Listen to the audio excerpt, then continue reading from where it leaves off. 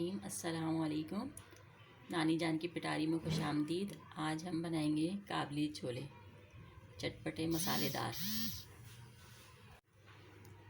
ये छोले हमने 3 से 4 घंटे भिगो दिए थे। ये माशाल्लाह से बिल्कुल फूल चुके हैं। अब हम इनको कुकर में डाल के पकाने रख देंगे। ये छोले हमारे माशाल्लाह से गल गए हैं। इसमें हम आलू डाल के आलूओं को भी गला लेंगे और उसके बाद इसके अंदर हम इमली और मिर्चें वगैरह डालेंगे। माशाल्लाह से ये हमारे आलू गल गए। अब इस वक्त हम इसमें इमली का पानी भी डाल देंगे और कुटी हुई मिर्चें और हींग का पाउडर डालेंगे, 1 चाय का चम्मच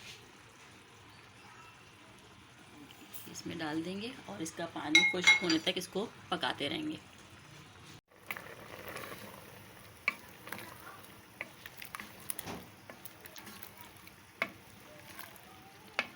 इसका पानी खुश्क होने तक तकरीबन बिल्कुल खुश्क हो जाए, थोड़ा सा रहेगा सरसरा सा, थोड़ा सा पानी रहेगा, बाकी ज़्यादातर पानी हम इसका पका के खुश्क कर लेंगे।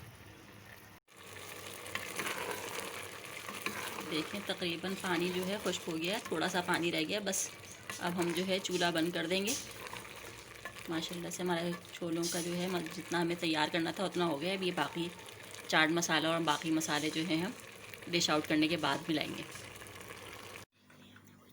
ये देखें माशाल्लाह हमारी मसालेदार चाट तैयार है। और इसके ऊपर चाट मसाला डाल लें।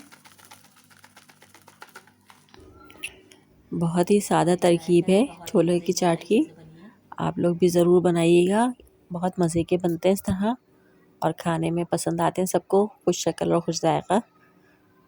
इंशाअल्लाह आपसे फिर दोबारा किसी तरकीब में मिलेंगे। जब तक के लिए अल्लाह हाफिज़।